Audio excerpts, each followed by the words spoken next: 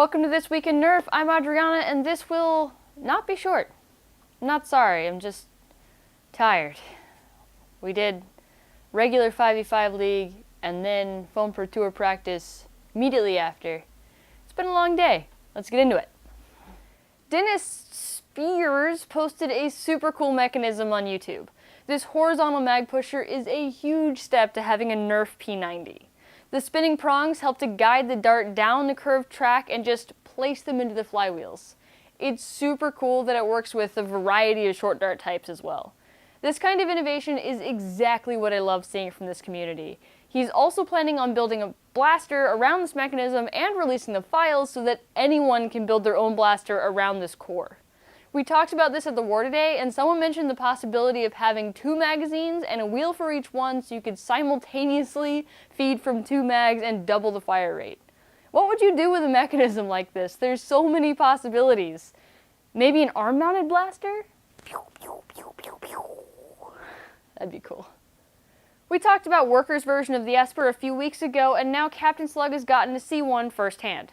He's got a lot to tell us about the changes that they made. The most important ones appear to be the ramrod core and barrel, as well as the elastic bands. It looks like for the most part they have an older version's parts, but many pieces have been sized differently and will not be compatible with Slug's files. The barrel has been counterbored in such a way that makes it incompatible with AccuFakes, which may be a deal breaker for some. The ramrod base and core are larger, so they won't be compatible with printable files, and the elastic bands are enormous, but apparently also give better results than the stock Esper from Slug. Worker's version is hitting 155 FPS, but at the cost of a pretty hefty prime. We have a link in the description to a detailed list of all the changes, so thank you to Captain Slug for providing that for the community. Specter Nerf has just finished up his super core, and I'll be honest, I know nothing about HPA, so to tell you more about it, we'll have our resident HPA expert Ton, aka Tonticles, to tell us more about it. So, Specter has been working on his supercore for some years now, and it is a fantastic choice to simplify a lot of your HPA builds. Now, for those of you who don't know, the supercore is a self-contained HPA engine that auto-cycles upon activation. This basically removes a lot of the necessity of having to do intricate shell cutting, piston placement, breech crafting, which can often be very intimidating for people who are not familiar with HPA. Now, it is a closed system breech, and it fits retaliator shells, and it only works for forward-oriented half-dart mags. They are available for 125 Australian dollars. There is a 5 to 6 week lead time, and we'll leave a description link below to where you can contact Specter and get your own core. Thanks, Ton. Hopefully this allows people who are new to HPA an easier option than the piecemeal builds we typically see. Ragnarok Oktoberfest has been announced. Last year, 300 of you came out to play. It was an absolute blast, and this year can only get bigger and better. It's going to take place in San Jose, California on October 12th and 13th at Independence High School.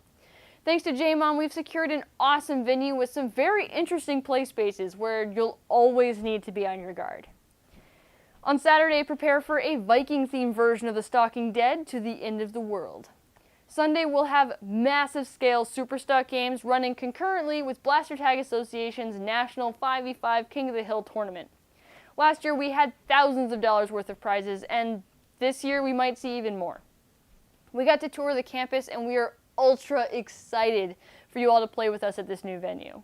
Tickets will be available soon, and please wait to book any hotels because we'll also have group rates so you guys can get some great deals on your stay in San Jose. Speaking of ultra excited, Buff Daddy was trawling the trademark filing sites again and found something new requested by Hasbro. Nerf Ultra. We don't have a lot to go off right now other than a name and a very loose description of what the trademark applies to. The trademark request says toy projectile shooters and accessories, so it's pretty safe to say this could be a new blaster line with accessories. Ultra implies that maybe it'll be superior in some way to other blasters. Maybe there's a new ammo type that flies further or is more accurate. We'll need to wait and see. Maybe Hasbro will finally venture into half darts. No, that'll never happen. A little over a month ago, we got to see the new out of Darts high power MOSFET board in its Hera tutorial video. Luke started selling it shortly after that, and this week he launched a couple new PCB-based products as well. To complement the high-power MOSFET board that's rated to 720 amps of peak current, enough power for even a 3-stage setup, there's a new value MOSFET board that Luke claims should work with any pair of 130 motors that are designed for our hobby. Now you've got a nice, easy way to add a MOSFET to your build for sleeper builds without much worry about where you're going to fit the board. Our favorite product is the Flywheel MOSFET Motor Spanning Board. Not a great name, but a great product. Like the old motor boards from Kelly Industries, these make installation and soldering the motors incredibly easy, and you get the added benefit of a MOSFET built in. It's great to see more companies focusing on improving the ease of installation and use of their products. So stay tuned, there's more neat things coming from Out of Darts in the near future. Donut Steel Tendies over on Reddit and the Nerf Discord has been teasing this blaster for a while. It's finally done, so we can talk about it. The Viper is a 3D printed break action half-dart micro flywheel revolver. What? The blaster fires by simply pulling the trigger slowly, much like a desert pigeon or a worker hurricane. As you pull the trigger, it starts revving and advances the dart into the flywheels as the trigger gets to the end of its pull. The hammer is used to break off the front half of the blaster, giving you access to the cylinder, and yes, that's a cylinder, not a turret. Turrets rotate around a vertical axis, not a horizontal axis, like cylinder. Sorry Michelle put that rant in the script, it bothers her so much when people call cylinders the wrong thing. Anyways, the cylinder can be reloaded while the blaster has its front section opened, or you can remove the cylinder and reload it by dropping a new one in. This sounds like a wonderful option for a secondary since you can reload it with ease. It's available in Thingiverse now, so you can get to printing. This week's mod of the week is from Steve_604 on Reddit. He posted this very strange creation. It uses a Nemesis grip and stock, Hyperfire and Strife internals, while the rest is 3D printed.